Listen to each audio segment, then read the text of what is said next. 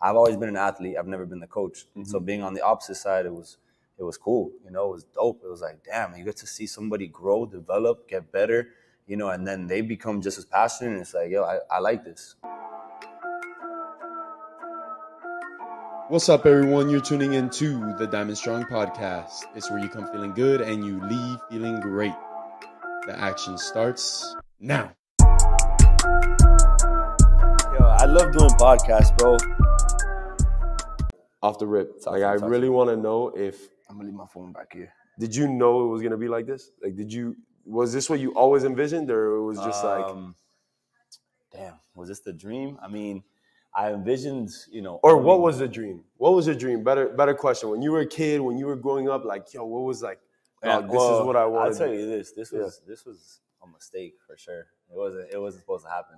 Really? Nah, it was not supposed to happen, bro. So actually what happened was I needed a job. I needed to pay my bills. And first thing that I found on Indeed.com was a front desk position at an all-women's gym, right?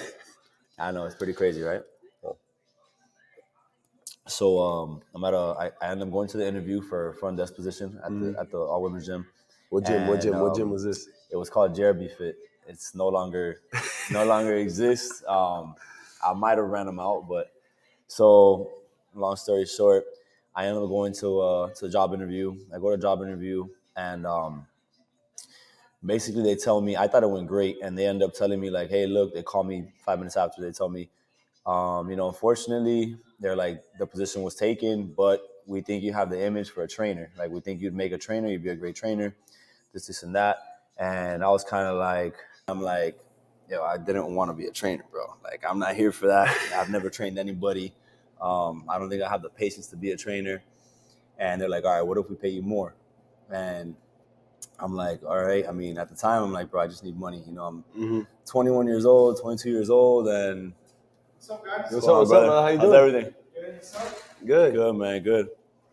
And nothing, man. So they tell me, oh, what do we pay you more? And I'm like, oh, how much more? And they're like, we'll give you a whole $1 more. And at the time, I'm like, you know what, bro? Hey, $1? Hell yeah. $1, right? So it was like $10.50, something like that. So I was like, all right, bet. Whatever, I end up training there, and probably, I want to say 2-3 months in, I take the boot camps. It was all boot camps. It wasn't one-on-one training, straight boot camps. I take the small classes that are like 5 to 6 girls, ends up being like 20, 30 plus girls in a class. Like, the classes are so slammed that we start taking parts of the classes outside in the parking lot. Like, now we have no more space in the little gym that he had, which is down the street. It's here in Doral as well. That's where I started.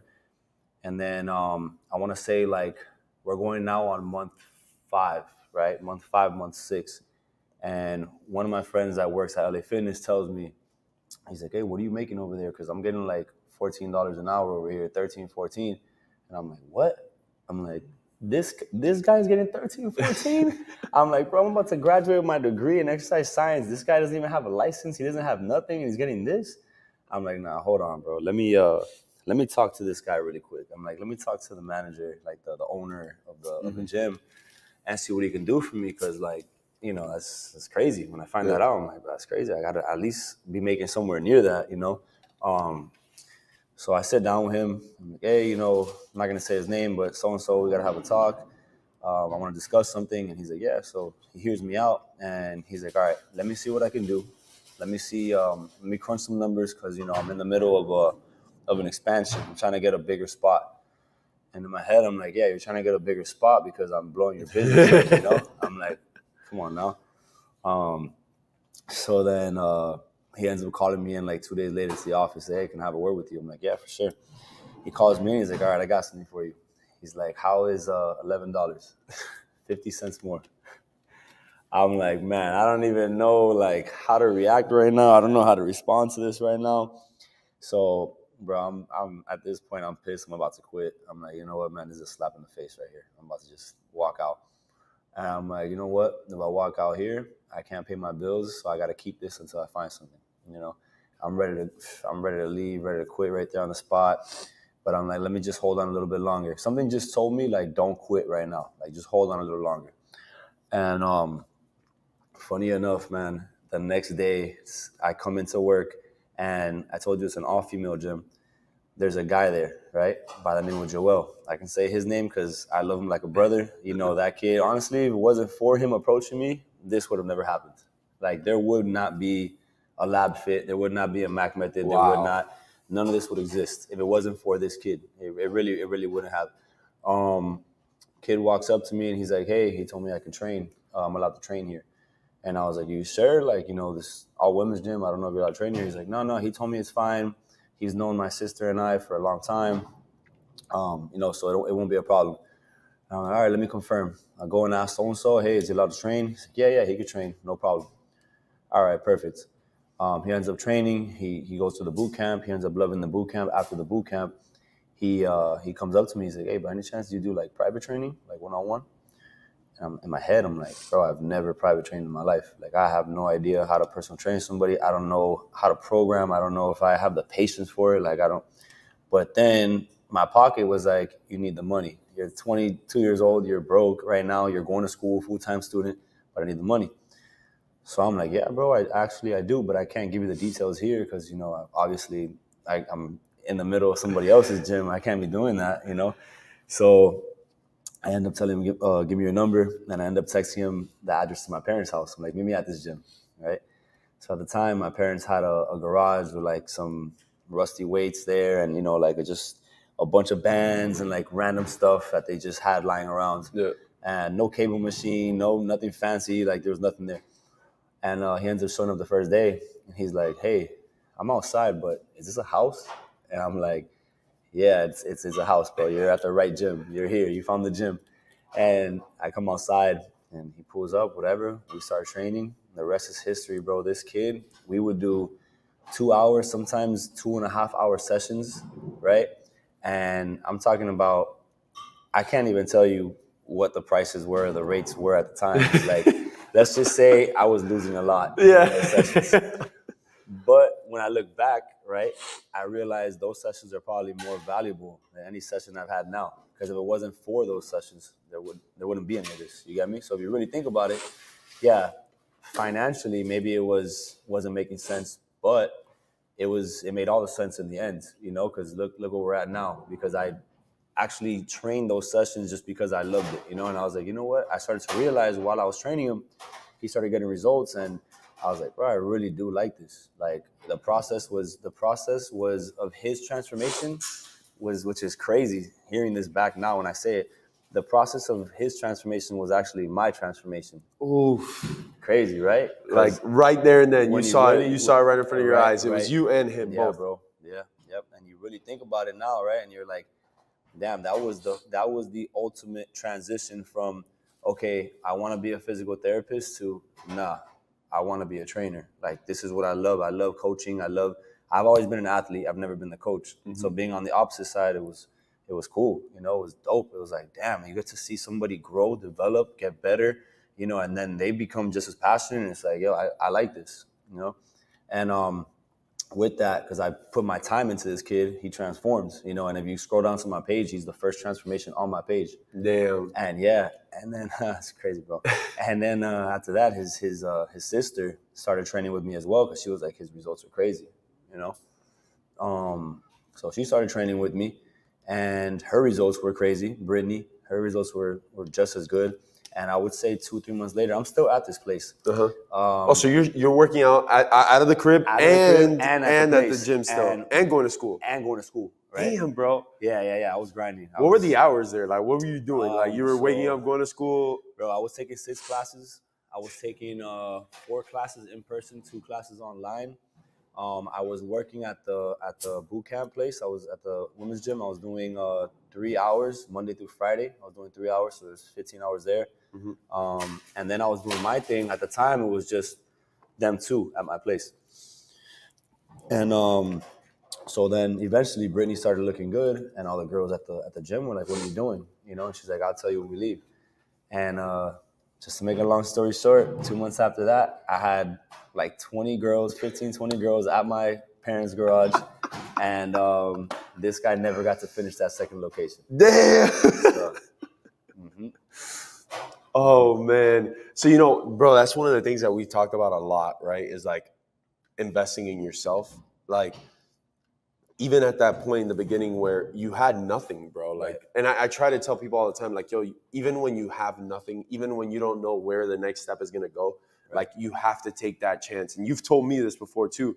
100%. So, like, where did you learn like that risk taking? Because at the end of the day, you were flat on your back at that point, right? Like, you didn't have anything, you didn't know where you were going, but you still decided, like, yo, this isn't monetarily, it's not the best option, but screw it, I'm gonna try it out, I'm gonna do it. Like, where does that come from for you? Well, this goes back to the saying, ignorance is bliss, right?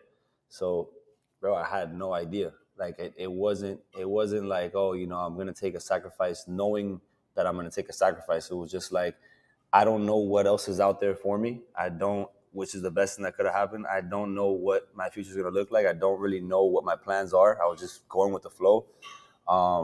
And it took me, you get me? Like, it took me to where I had to be, I guess. Like, this is my calling. And along the way, as I would, you know, progress in growing, because I also grew as a man. I was young, 22, I'm 30. I'm about to be 30 now. You know, I grew as a man, growing as a person and as a man and as a business owner and as a trainer and all that. You start to learn, like, what's really for you. And I'm like, damn, this along the path, you're like, this is for me, you know? And the amount of people I've been able to impact and the relationships I've been able to build and you know, continuing to build on those, it's further proof that, like, this is where I'm supposed to be.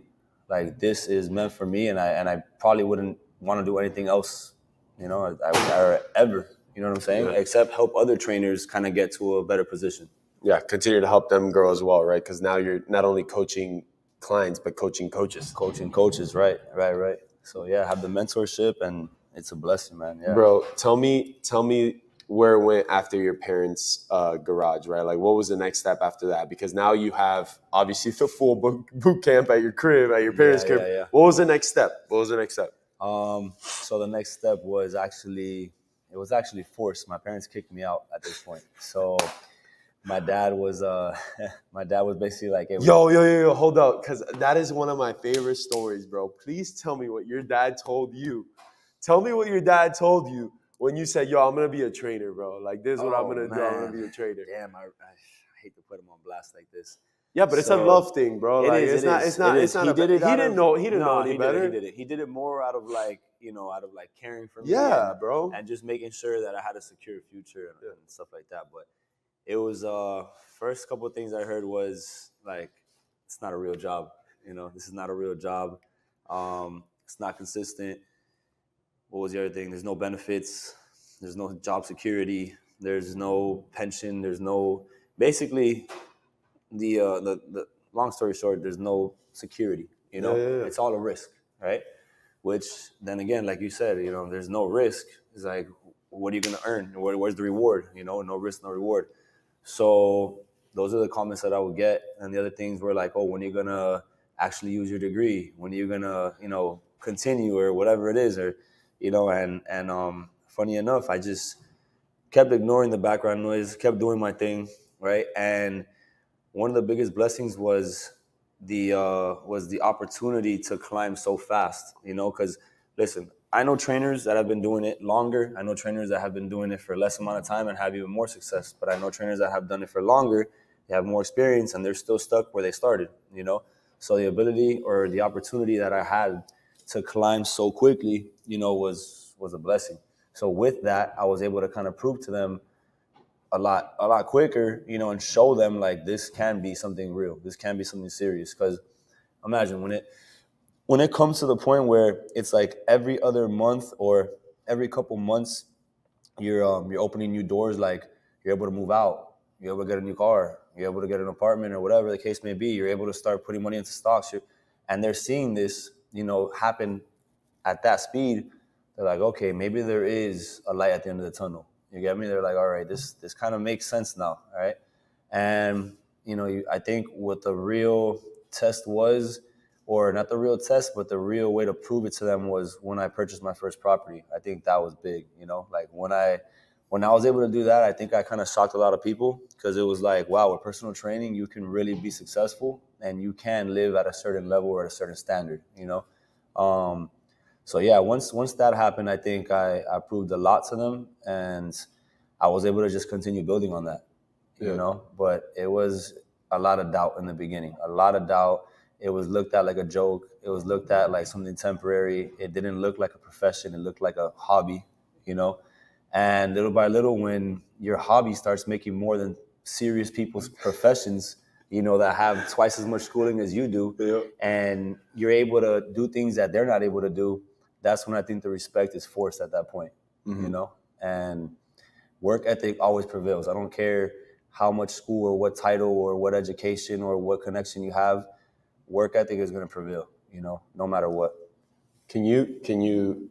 All right, so like let's take a step back and get to, because you were about to start and I interrupted you because I really wanted to hear that, because it's so obvious how passionate you are about what you do, which I guess in a sense it's not even a job for you, right? Because of all the adversity that you faced, it was actually a hobby at first, and then something that you just fell in love with, and you continue to do what you love. But like, where did this step come when you did get kicked out of your house, or what was the next step after working out in the garage?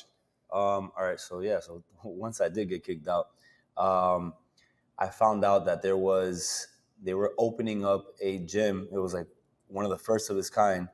And I'm going to go ahead. I'm going to shout out my boy Jeff, Jazzy Jeff, for this. He reached out to me, let me know there was a gym that was subleasing keys. You know, that was like one of the first of its kind, where you would just, at least that I know of, you would just pay a rent and it's your gym. You know, you get a key, it's your gym. And so I ended up going over there. It's called Iron Flex. I was there for probably about 6-7 months, which that right there I'll tell you right now, if you want to hear something that'll shake you up and make you question your whole entire career path, that was it. It was there. I figured at that time, I thought it was super steady. I was like, finally, I went from my parents' house, my parents' garage, to an actual gym, an actual facility. I was like, doesn't get any more stable than this, you know? It's legitimate. I have a spot. I have a place. You know, I'm paying for it. So I thought it was so legitimate that as soon as I signed that lease at that gym, I went and took out my apartment, you know, my first apartment, my first lease, because I was like, this is it. It doesn't get any more steady than this. 6 months later, they ended up closing down. Damn, bro. Yeah. So imagine, that really shook me. That was like, oh, shit. Maybe my dad had a point. Yo, that homie was right. Maybe he had a point. He was like, yo, this guy was not wrong, bro. I was like, oh, shit. So that ends up happening. Oh, I forgot to mention, bro, I bought a dog, too. Like, oh, man. This was all like in a matter of like 2 weeks working there. I was like, you know, I'm for my age, 20, 22, 23, I was making decent money. And I was like, from here, it's only up. You know, there can't be any, I didn't plan for any bumps in the road. I didn't plan for any storms, nothing. I was just like going with the flow. Because, you know, when everything is moving in the right direction, at that age especially, you don't think anything, you're moving fast. You don't think anything's going to get in the way, you know? So that ends up happening. They end up closing, and that was really rocky. They ended up closing, and then probably, I want to say 2 weeks, I didn't have anywhere to train, right? So I have my clients on hold. And then once again, shout out Jeff. Jazzy Jeff comes through. He's like, yo, I found another spot. Damn, so, shout out Jeff, bro. Shout out Jeff.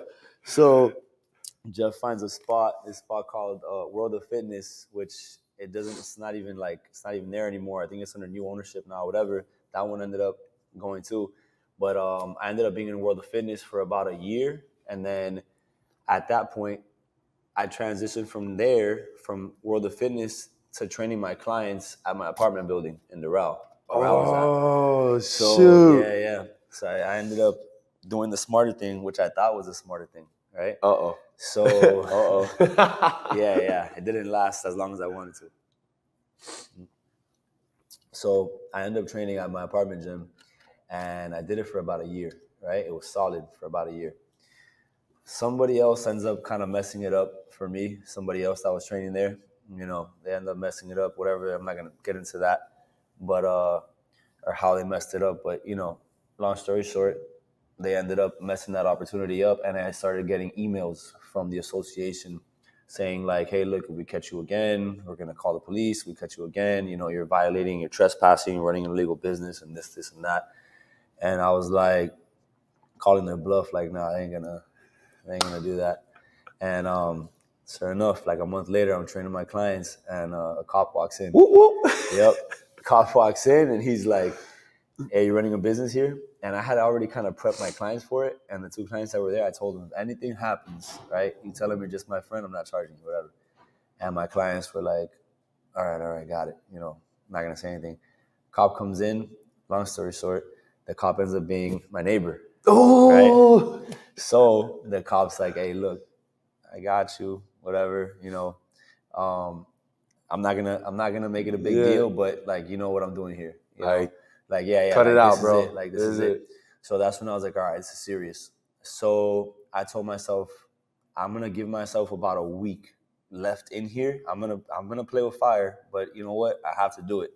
So I did it for about a week. In that week, one of my clients was a realtor. She started looking for properties left and right, and she knew my situation, so she stepped on it. You know, like she kept moving real quick, and she ended up finding me 2 properties. I went to see one. As soon as I saw the second one, I was like, this is it. Because I knew that I was going to convert a garage into a gym, like I did with my parents. Yeah, that was always your goal. Yeah. I'm like, why not? And I'm like, if I get to knock it out and have a home and a gym all at once, I'm like, why not? You know, so that's where, you know, I ended up purchasing my first property. So it was kind of forced.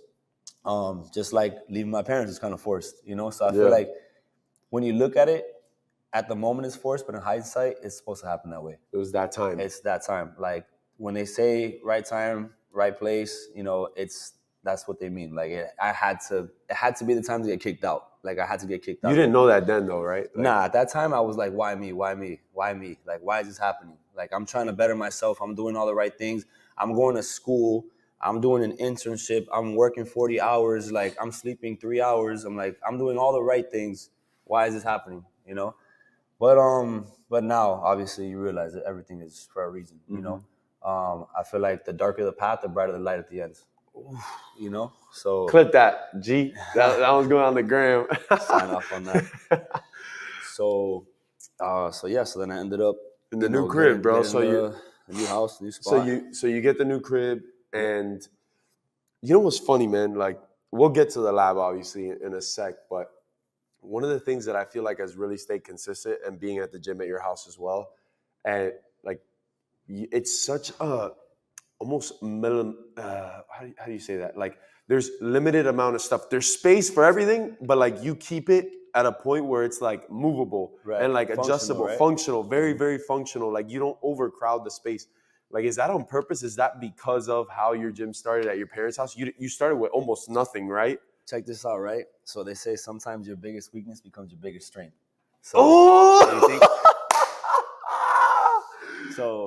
Yo, it's pretty crazy. Yo, my right? dog just killed it, bro. Looking at that, yeah, I'm gonna need these gems back. Yeah, sorry, bro. We're gonna post that one on the gram too, bro. So, like, looking back at that time, ignorance is bliss. I didn't really think like I don't have enough equipment. All I thought was I'm gonna get it done. This person's gonna have a great workout, and we're just gonna keep it rolling, you know. And then the fact that I was able to bring Joel and Brittany and some of these other clients that were in the garage, like the type of results that they had, I was like, wow, I can do this with just my brain and just whatever's there, whatever tools are available. Which I think a lot of young trainers today should go through that so that it can open their bag, you know, and it forces them. Then when you're put in a setting where you do have machines, it's like, bro, you can take over the world. Yeah. Because now you're given every weapon possible, you know? So at that time, like I was limited, but I was limited physically. So it made me expand mentally. So now I had to be on top of my game. I had to make it work. Especially at that time, bro, I'm nobody. It's fake it till you make it all day. You know, like I'm trying to show people like, you know, that I'm him with not really having anything at that time. So I guess with that being said, I was like, man, I'm able to give people results, just functional training, just the bare minimum. Why not keep it that way? And I started to realize, what if me not having equipment is what gives them those results? Because they're not sitting down. They're not on a machine. Oh, you know what I'm saying? That's so true, bro. They're not in a leg press machine like this. They're constantly burning calories the whole time. So I'm like, maybe that was the biggest blessing for these clients, to not have all types of equipment, leg extension, hamstring curl, and all that, you know? So, and then funny enough, we'll touch on this later. Mm-hmm. I end up getting an opportunity to train at this gym called DBC, right? Mm-hmm. Which stands for dumbbells, barbells, and cables, right? So it's all functional. They have no machines either. And then I start to think, well, I've been doing it and I've been fine. But now they're doing it and LeBron's been in there, Wade's been in there, you know, whoever else you can name has been in there. I'm like, maybe I'm onto something. Yep. Like, maybe this is it. You know, this is how we're doing it, you know? And yeah, bro, I mean, that's just how I kept it. And I kept the flow and I kept it functional and I kept it spaced out. And yeah, if you're a trainer and you're going to come to the lab, you definitely have to know how to train without every machine in the gym, you know, that's for sure. And there's a purpose to it and there's a method behind it, which is, I think, the coolest part. Now, we're going to go into a little bit more about your setup too, because your gym at your house, right? Like, it was a regular, 2-car garage? It was a two-car garage. Yeah, 2-car and garage. The branding was immaculate from the beginning, bro. Like, where did those ideas come from? Like, were you always into design and, I mean, the colors, the aesthetics? It's crazy because I'm in here and I can, like, if you made your gym from your house and threw it in here somewhere, it'd match. Like, where did that come from? Where did those ideas come from? Did you always like that? Where did that come from?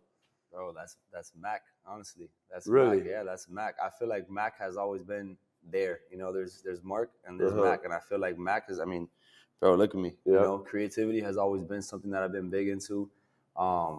Since I was younger, I was into art. I had sketchbooks, and which is, shout out to my mom because she always supported that. You know, like, my mom put me in art class. My mom was like, you know what? All my other brothers, I got three brothers. They're all big into football. They're all meatheads, football, track, wrestling, all that. And you know, I played sports too, and obviously that's why, you know, being an athlete is my thing, and I like fitness. But I was always into being creative, arts and stuff like that. I liked it. And nothing, I just kind of combined that with fitness. And I was like, well, as I learned about business and branding, I was like, aesthetics are what kind of captivate your client and bring business in. And I'm like, well, shit, I've always kind of been into, like, you know, creating and being my own and doing my own thing. And I started to realize, like, it goes hand in hand. And I was like, damn, I kind of put a little bit of sauce on something and it sells, you know? And bro, it was all out the mind. And honestly, I come up with most of it, but shout out to my guy, Jimmy. He's the one that designs everything. I kind of give him the idea, and then Jimmy just runs with sets the rocket off. Yeah, you know. But yeah, man, that's what I think. And I tell people all the time, that's what I think kind of allows you to take a step above or kind of separate yourself from the norm and stand out in an industry, is when you have that, you know? Yeah, bro. You talk to me about this a lot, and, like, bro, obviously the conversations that we have are always amazing. And you talked a lot about, you said fake it till you make it, but you really do live the lifestyle, like, through and through, right? Like, not only, like, health and, like, fitness, but even to the way that your car looks, even to how clean your gym is, like how getting haircuts, like those little things. Can you talk about the business side and why you do these things, and why, when you're driving up to a skyscraper apartment complex in Brickell, you're going in a nice car, clean, on point, even when you're going to work out and you came from a workout, you might have not been able to shower, but you look clean, as clean as can be. Why is that so important to you? And can you give me a rundown on how much that means to your brand and to where you go and what you do? All right, 3 things. First thing is, you know, how you do anything is how you do everything, you know. And then second thing is, first impression is everything. You only get one. And then last, you want to come off, or you want to portray how you want to be viewed and how you want to be treated. You know what I'm saying? So those things, to me, they've always stuck with me. And I was told, I forgot at what age, but I know it was a while back, and I can attest to it for sure. You look good, you feel good, you perform great, you know? And those things, for me, those things are solid. You know, I've always told people, like, everything stems from you. You are the core. You are the energy that continues to kind of disperse into whatever you manifest or whatever you want to do. So that's why I've always been big into like, image or just keeping a certain, I want to say professional look or keeping, a standard. Yeah, keeping a standard, right? And that's like, hence, the aesthetic here and the type of equipment that I invest into and like why I pick certain pieces certain tools that I use, because it's more appealing or it may be just as functional as something else, but it's different. And my whole thing is like, I want people to have the experience where they can say, I haven't done this at another place or I haven't done it as often, that's what I go for. So that's the whole mindset behind image, and keeping that image. Yeah, no, it definitely sets you apart, bro, because everything that you do it that way. And like it continues to show in the type of clientele that you can attract, right? And the type of clientele that you can keep. Right. And that's a different thing. So like, can you walk me through how hard it is to not only attract that type of clientele, but keep it as well? I mean, or what's the secret, bro? Like, what's the secret? Can't give you the sauce. Off camera, sorry about it. What is that Kodak said? He said the game is to be sold, not told. So my dog said, no, sir. Man, honestly, I would tell you right now, and it's funny because I have this discussion with my cousin, which is one of the trainers here, Chris. Shout out to Chris. We talk a lot about, like growth in the lab and certain things that we notice makes better business or certain things that we notice like draws people in and stuff like that. And we talk about that. We were just recently talking about that. And I think it's really energy, like having good energy, being able to relate with somebody on something, being relatable with somebody about something that they like or whatever the case may be. But it's just like, I don't know, man, I have a variety, right? So I'm able to kind of get along great with all of them. And I'm kind of able to relate with them on something on whatever the topic may be. Like, because I have clients that go from politicians, right? So I have the mayor, and then I also train producers and artists, and then I also train athletes, and then I also train your regular blue collar, white collar, So it's like I'm able to relate with all of them. And I think it's just if you treat people a certain way and you're genuine, you don't have to be somebody they've known their whole life. You don't have to be somebody that they went to school with or somebody that you have as a relative or that's there's somebody in the middle that has connected you. There doesn't have to be that. As long as you're genuine, people like that. You're genuine, you make people feel good. That's the thing right there, is being able to make people feel good. You can make people feel good, they're going to have a much better session, a much better experience than just a great workout, because that's the thing that people don't realize. I have clients going on 6 years, 6+ years. Yeah, which is a blessing. So, I've been able to sustain that type of clientele because I know I've made a connection with them. It's not, listen, man, everybody has a health and fitness goal. Mm-hmm. There's a certain point where you reach that goal. Now it's a matter of how good do you feel mentally, spiritually, as a whole coming here. And that's where you're really continuing. You're going through, it's almost like it becomes habit, it's part of your routine. And it's like, it's like a car. If you don't get that routine oil change, something's going to be off. It's not going to run the same. So that's what it becomes. But you got to make sure you're providing that right service and you're that right shop that changes that oil and makes people feel a certain way. You know what I'm saying? Like, absolutely, bro. So it's a lot deeper than just, oh, I'm the best trainer, or I have the most certs, or I know this, or I know that. Or that doesn't mean shit. To a certain extent, yes, you want to be knowledgeable. But retention, that's all about what type of person you are and how you make people feel. I guess another clip there, bro. Make sure we put that one on Instagram, bro. Diamond Shaw's gonna be flooded with that Mac. Giving away the mentorship on Instagram. Right. Yo, this ain't free, bro. I'm gonna start charging, bro. Click the link in the bio. Yeah, click the link in the bio. Hit my dog up, bro. Dude, I'm sorry. I know we've been talking for a while, right? We've been going for like 40. Are you straight? You good? Nah, I'm good. Bro, can you tell me a little bit about the business side, bro? Because obviously you kind of were forced into business, right? You weren't like, that wasn't the angle you were going to take. Right. Can you walk me through like some of the hardships, some of the things that you had to learn and how it really kind of got going? And when did it really like start taking off in the business world more than just like Okay, so you know what's funny? training?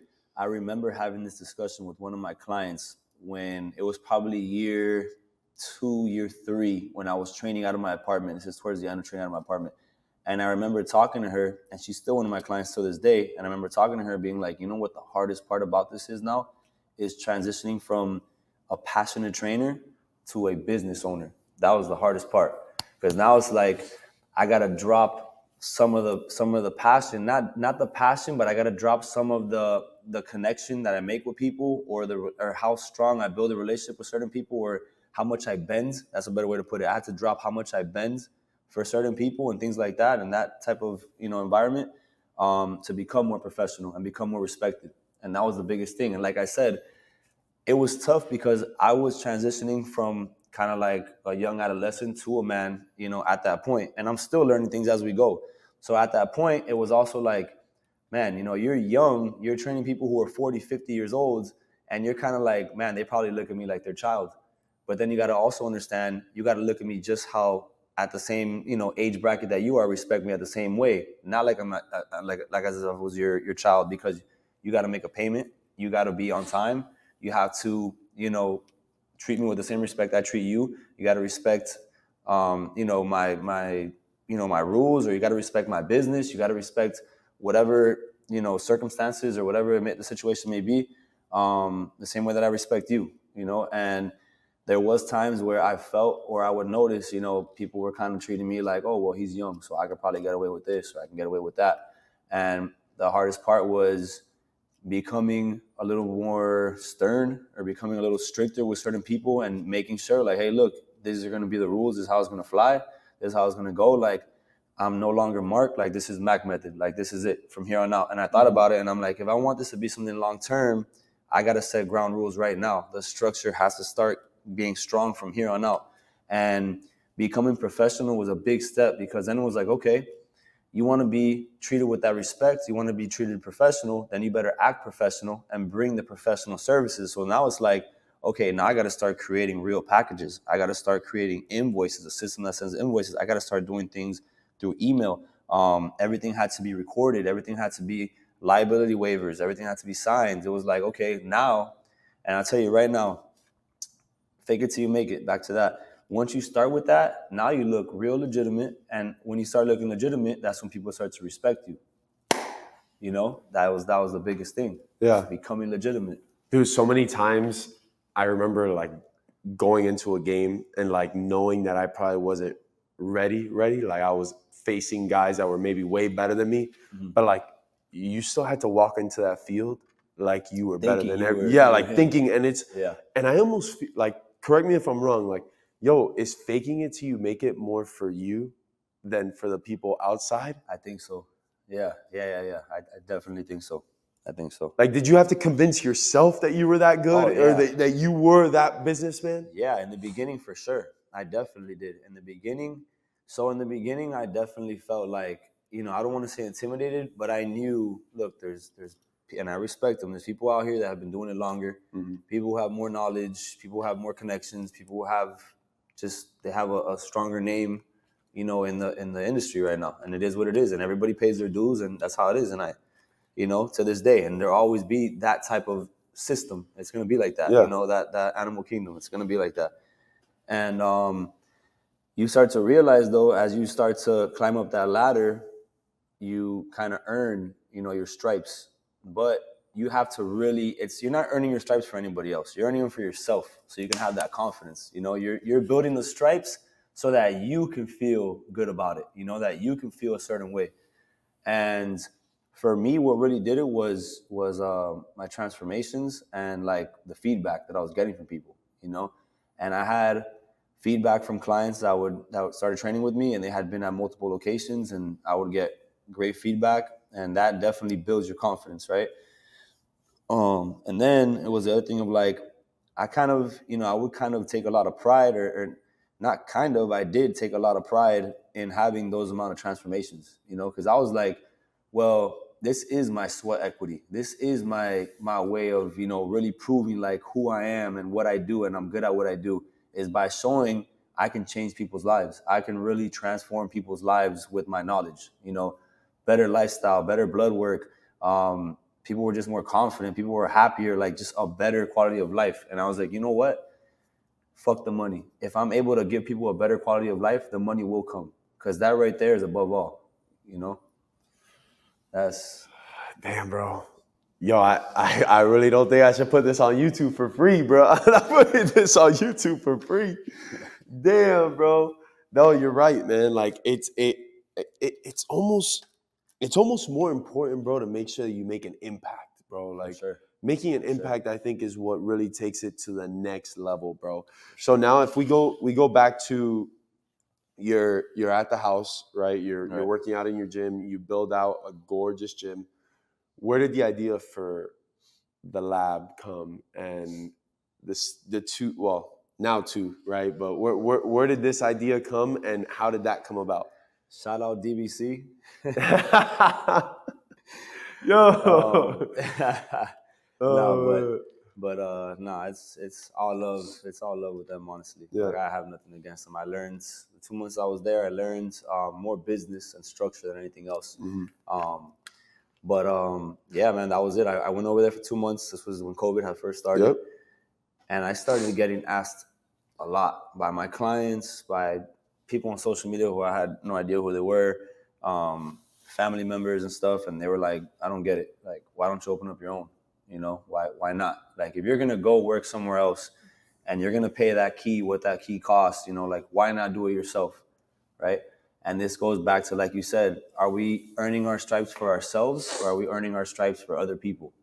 Oof. You get me? And myself, I was kind of like, man, I had looked up to this location or this facility for 6, 7 years, you know, like since I was in school, when I was in college.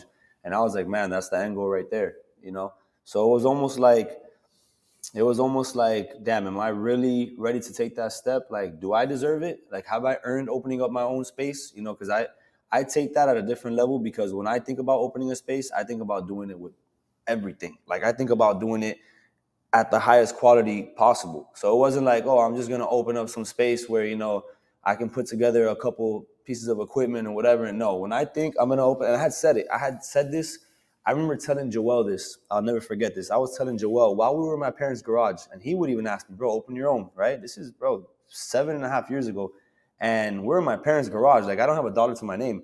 And he was like, bro, the day you open yours is going to be crazy. And I remember telling him, like, man, I'm not going to open a place until I'm able to do it right.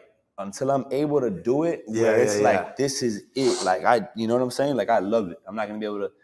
So back to the DBC thing, everybody's like, why don't you open your own, this, and this? And I was kind of like, man, I don't know if I've earned those stripes yet. And then it's funny how life works, right? Check this out. This is, a lot of people don't know this story, and it's pretty crazy. So I had a client that actually came from DBC. He reached out to me. This is while I was at DBC. He didn't want to train at DBC. He wanted to train at my place. The location was just more convenient. He ended up training at my place, all right? And after month 2, he was like, bro, I believe in you, everything you stand for, your work ethic. I'm going to open a gym for you. Like that. Ready? Yeah, it sounds great, right?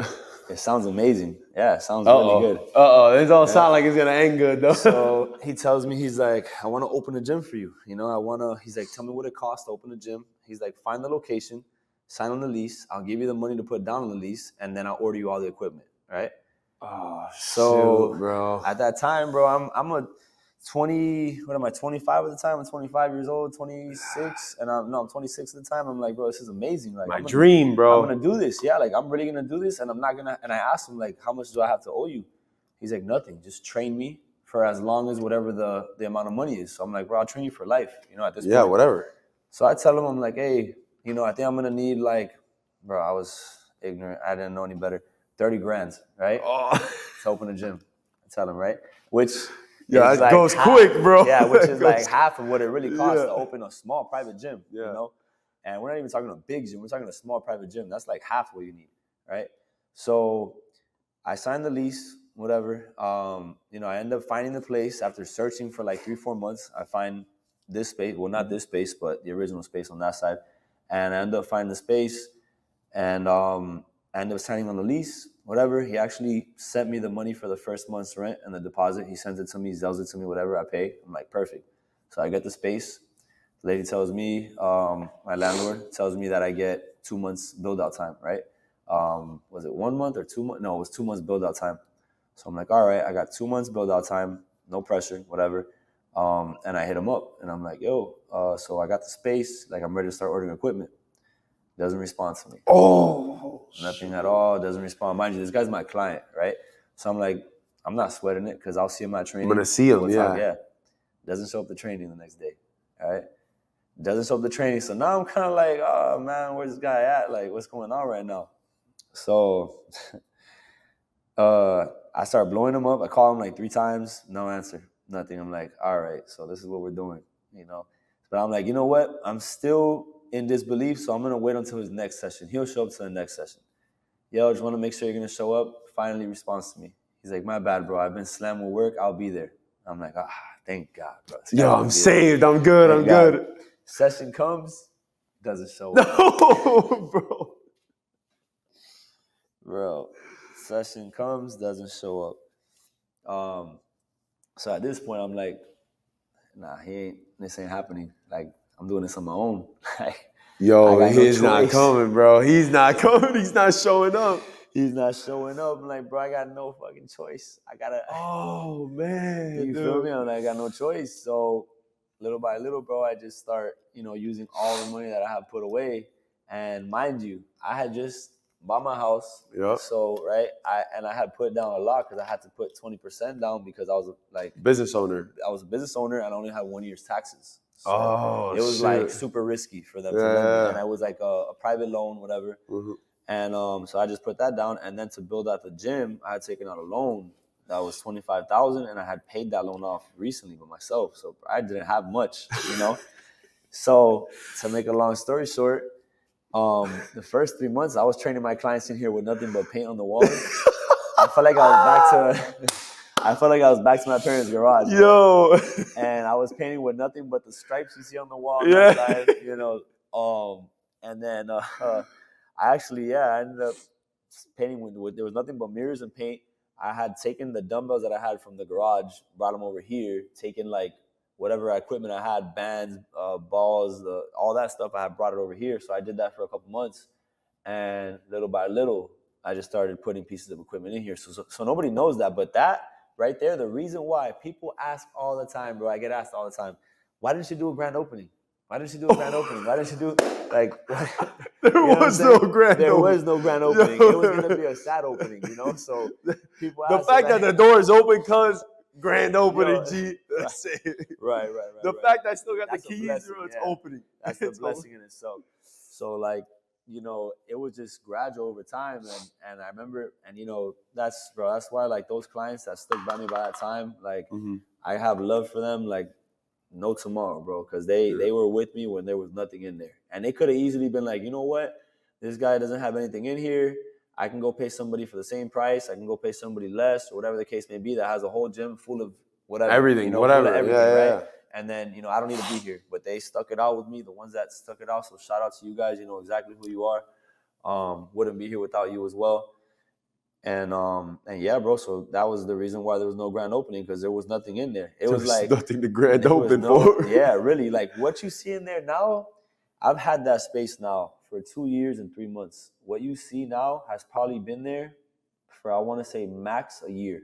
Everything that's in there right now. Everything that's in there has probably been about a year, which is crazy. So if you think about it, over a year, there wasn't all that, Yeah. It was piece by piece by piece by piece. Oh, man. So, yeah, man. Yeah. So, bro, you continue to it's funny because every level that you keep continuing to push yourself up, you kind of just had to fall flat on your face, right? Like you had to straight up struggle. Yeah, it was like every time I had to climb up a hill was a higher hill, every single time. And I'm grateful for it. I'm grateful for all of it. I really am, because it kind of allows you to build that courage to take the next mountain on, or the bigger hill on, full speed. You get me? Yo, are you almost thankful for that homie that did that, bro? Like, shout out to Jader for that. Honestly, big shout out to Jader for not coming through because you made me do this. Yo, how is he doing? Have you talked to him? Yeah, we're cool now. We're cool now. We DM each other here and there. He's like, man, I'm so proud of you. You know, Tough like, conversation to have, I'm sure. believe it or not, man, we just kept it moving. Act like it never happened. Yeah, whatever. You know, act like it Business never happens. Business, yeah. Business is business. You know, it is what it is. It's my fault for taking the leap and believing him. You know, there was nothing on paper. Yeah, so that's true. That's true. It's my fault, but I'm glad that he kind of put that pressure because he pushed you, bro. Look where we're at. Dude, bro, it's crazy, man. But like, we have a group of friends, right? And like, as hard as it seems, like, I say it all the time, if you surround yourself with people that see positive in every situation, positive continues to come, bro. Like, 100%. And I feel like maybe you have this problem too, but like, we show so much positivity that people think that it was easy. Yeah, for sure. So like, that's why I like having these conversations. But like, you had a lot of hard times, bro. No, like, for sure. People don't know, like, you know, all the late nights and the sacrifice, bro. Like, bro, I sacrificed. I paid the ultimate sacrifice, right? Which was myself, my own health. I had sacrificed my health to make other people's health better. You know, like, I was the one getting shingles at 24 years old with rash all over my face and my neck and all that. I was the one that was missing my own workouts, you know, or taking 3 scoops of pre-workout to get my own workouts done, you know, or not sleeping at night because I worked out after my clients, so I couldn't sleep and I had to be up at 4 to train my 5 a.m. clients, you know, like, I was the one doing that. Or opening a meal company, and after you get home from your last client at 11 o'clock at night that you're driving to, plating meals until 2, 3 in the morning, you know, like, sleepless nights. That's what people don't understand. That's why some people will never get it, you know? They'll never get it, and they'll never get to it because they'll never get it. You know what I'm saying? What do you think somebody has to do to understand that type of work ethic? Like, do you think it's, I forgot who I asked, but like, do you think it's possible to learn that? Or is that just something that you're freaking born with, bro? Nah, I definitely think you got to go through hardship in order to get hard, you know, for sure. But, bro, I don't want to say circumstantial, because I do think that, like, you having that fire in you, or you having that dog in you, it's just you as a person. But I do think your ability to be resilient, or your ability to be more disciplined, comes from your upbringing, for sure. So shout out to my mom and my dad for that, because they were always, like, hard on us to an extent where they loved us, and we knew it was love, but it was like, man, we really got to do this shit by ourselves on our own. You know, that was it. Like, you're not having anything given to you except the necessities, like food and clothes. Like, everything else, you got to go get it. You want this, you got to go get it. And I remember seeing kids, you know, in high school or like early college, and being like, man, why can't I get this? Like, mom, dad, why can't I get this if so-and-so has it? And they'd be like, because I can't. And whether they could or they couldn't at the time, you know, they didn't. And they were like, because I can't. And it would just make me twice as hungry. And I would have to go do it, you know? And that's why I had, since I stopped, when I came back from college, when I came back from playing college basketball, I came back from Lake Wales, I started working, like, right off the bat. Actually, I had my first job senior year, summer. Ever since then, I worked, always. I had 13 jobs. I was always, you know, paying for my car, for my gas, for my food, for like whatever the case may be. So it was like, that was just a way of life for me. Like, you're going to work. And if you want something, you're going to work more. That's how it was, you know? Yo, this man's saying this, and it's a Saturday night, cousin. 9 o'clock at night, and we're at the gym right now, bro. Yeah, 9 o'clock on a Saturday. 9 o'clock on a Saturday. So, bro, 9:36 to be exact, if you guys were able to. The grind doesn't stop, it just changes. That's it, bro. You know? The grind doesn't stop, it just changes. And one of the things that I like to talk about too, right, is like, you're saying it doesn't stop, right? But like, how, like, it's compound interest, bro. Like, it's actually the more that you put on your plate, the more, like, to whom more the more is, you invest, the more you invest, the bigger more the interest is going to be. Yeah, the bigger it is, bro. Yeah, so like, tell me a little bit more about that, and how it continues to, it doesn't slow down, right? The more stuff that you put in front of you, the more walls you got to knock down. Here's what I like. Obviously, things get faster, right? But the car gets nicer, and that's like, you know what I'm saying? Like, say it, bro. You're right. Yeah, everything gets harder, you know, but as things get harder, so do you. And as the climb gets higher, you also elevate. So it's kind of like, you feed off of that. You know what I'm saying? Like, say it, doggy. you know, Say it. You feed off of the off The high. It's a high, yeah, right? yeah, It's a high. Yeah. You feed off of the not the success, but off the grind. You know, Yo, you feed off of it. I said it the other day. You got to be insane, bro. Oh, for sure. For sure. I get people all the time, and like, this one's huge because I gotta constantly touch on it all the time. It's like, I don't really go out, I don't party, I don't do any of that stuff, and I have the opportunity to. You know, my clients are big producers and you know, promoters and club owners and all that, and I have all the access in the world to do it, and I don't, just because it doesn't make me happy if it doesn't make me grow. And that's where I'm at right now in my life. Like, if it's not gonna make me better, it's not gonna push me closer to what my goals are, it's not fun for me. It doesn't do anything for me, you know. And to some people, they're like, oh, that's excessive, that's obsessive, you know, that's weird, or whatever the case may be. But I'll be weird as hell. Yeah, you know? yeah. That's what I want, because absolutely, I've seen it come around a million times where people are like, damn, I wish I didn't have that much fun earlier. I didn't party that much earlier. I didn't do this. Or yeah. And then I sit there and I'm like, yeah, but I was weird, you know, because I don't like to do all that stuff. I like to do things that are actually going to better me. I get a high. I get, you know, my fun is seeing certain things grow that I plant. You know, that for me, that's the club. Like, that's the club, you know, bro. That's like, the club. That's what I like. That's the VIP table. This is the VIP table right here. Yeah. Because eventually, you know, there will be a time in my life where it's like, I choose when I want to work. You know, and I truly feel like if I bust my ass like I've been doing now, I will be able to have that type of say.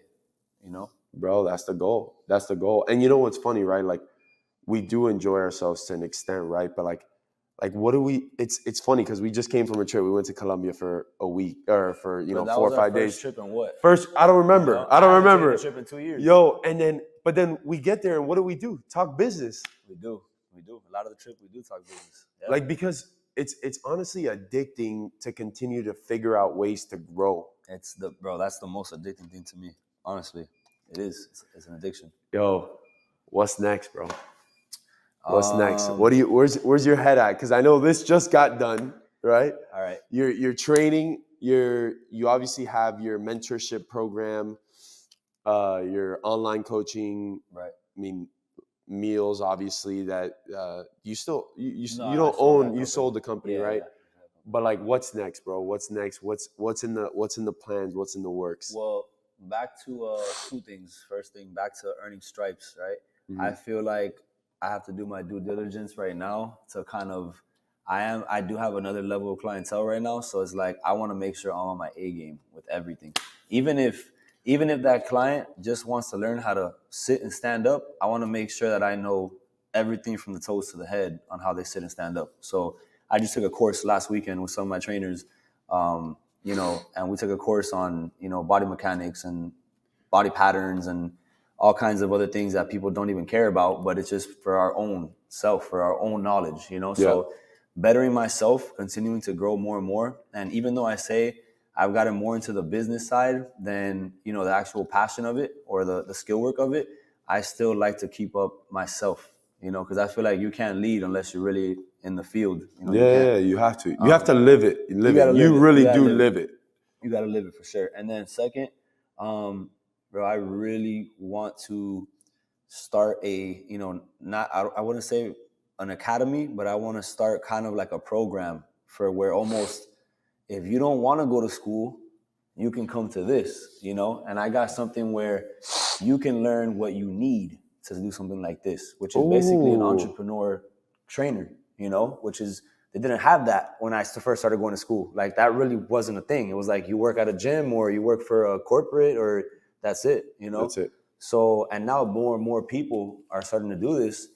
And the craziest thing to me was when I had a kid from FIU come to shadow, and the teacher that was his senior supervisor that was letting him go shadow at certain places was my supervisor, who told me what I wanted to do was a joke. You know what I'm saying?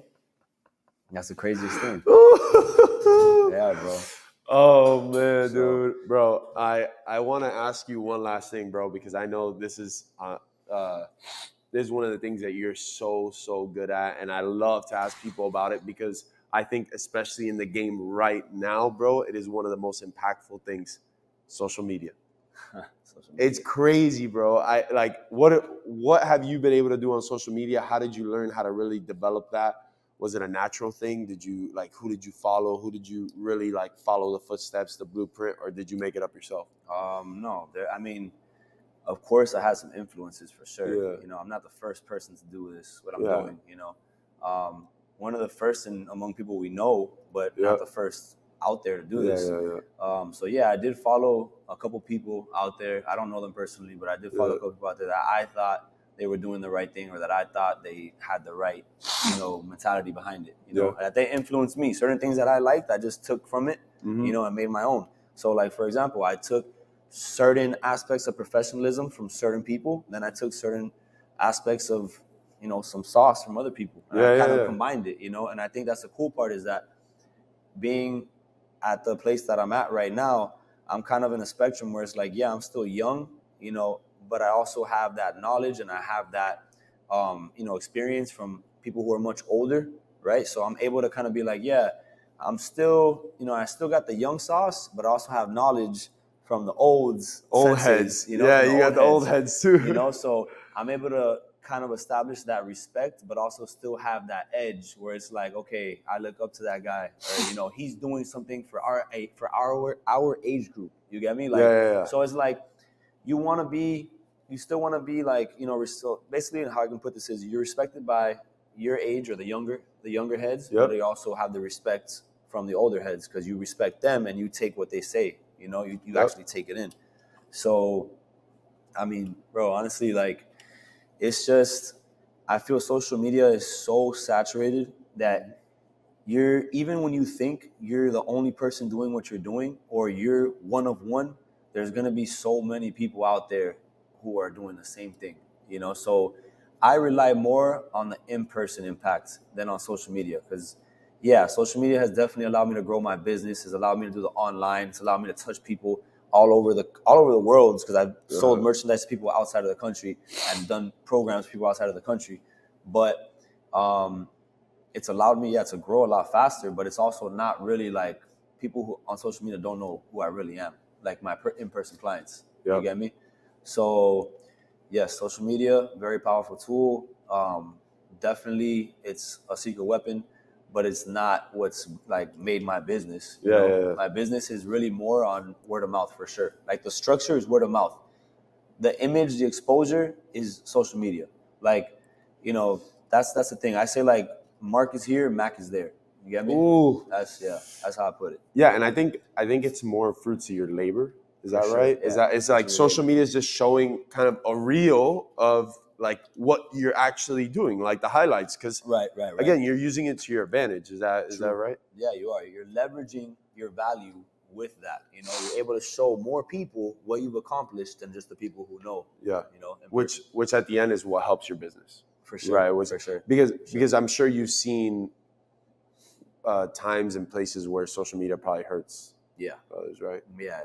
It's just as positive, it can be negative too. That's why I tell people all the time, is like, my goal is to get to a point in my life where I've done so much, I don't have to be on social media anymore. You know, like that's it. That's one of my biggest goals for sure.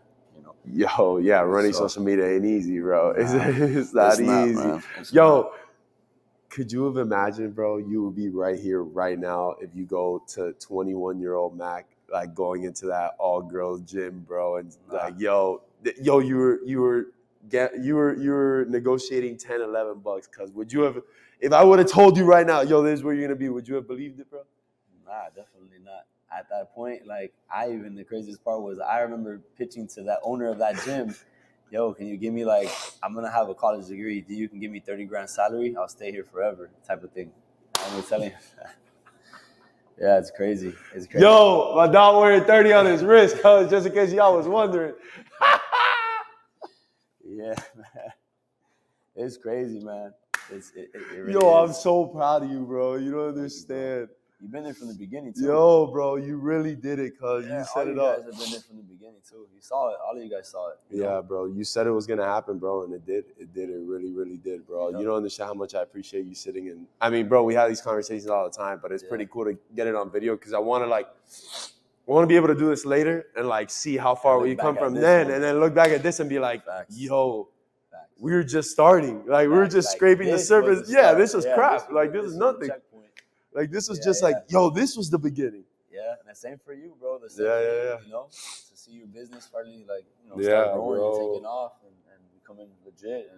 And we're doing it, bro. We're doing it little by little. Like this is my passion, bro. Like my passion is hearing people's story and being able to get others to like relay that message to others, man, because like people don't think it's possible, bro. Like like how many times we could have probably used, and I was very grateful. I did have people that told me like, yo, dreams are possible, bro. But like I'm sure there was times where you were like, damn, bro, like why me?